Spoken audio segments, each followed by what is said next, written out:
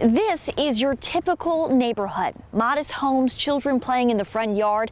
But for one young Conway girl, her carefree childhood has been stripped away, and she's left in fear every single time she steps out the front door. This is where Marlo attempted to assault my daughter. Chris Smith remembers back to the day his daughter came running to his side, frozen in fear, unable to speak. He came and leaned over the fence here and started to ask my 10-year-old daughter what her bra size was. It was October 2011. Chris's daughter was playing with her neighbor's kitten in the front yard when 62-year-old Carrie Dane Marlowe attempted to kiss her on the mouth and then exposed himself. Pretty brazen, though.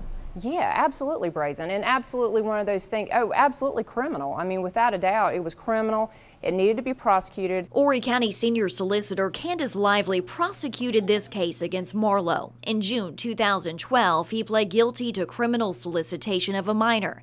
He was sentenced to 4 years probation, ordered to register as a sex offender, no contact with the victim, and was required to stay 30 feet from her house. Now, the only problem is he lives right next door and no one can do anything about it. You see, here in South Carolina, it's actually legal for a sex offender to live right next to the victim.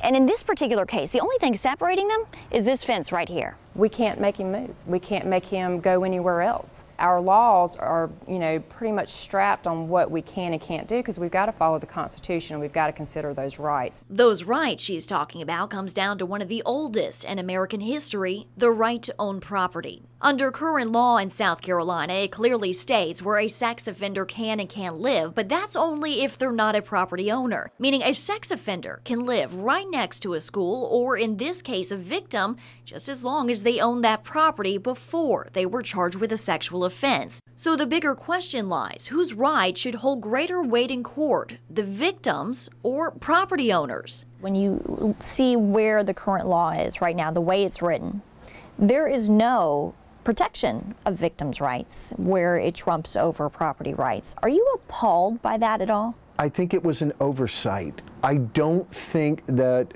the writers of the law ever thought that a situation like this would ever occur. Smith argues if a felon gives up their right to vote and possess a gun when they're convicted, he says the argument that legislators can't touch these constitutional rights doesn't hold much merit. Those are all things that are part of the punishment that he has to endure for what he has done. If he wanted to rent his property out to someone, I don't have a problem with that. What I don't want is the man living next door to us.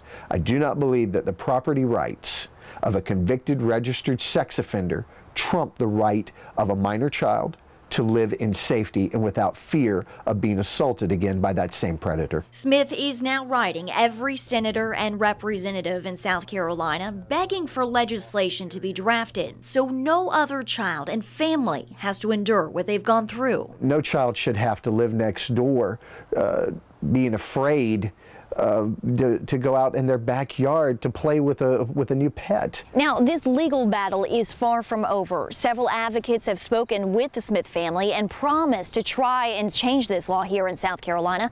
Of course, this is definitely something we're going to be closely watching as legislative session begins January 8th. Reporting tonight in Conway, I'm Heather Biance for WMBF News.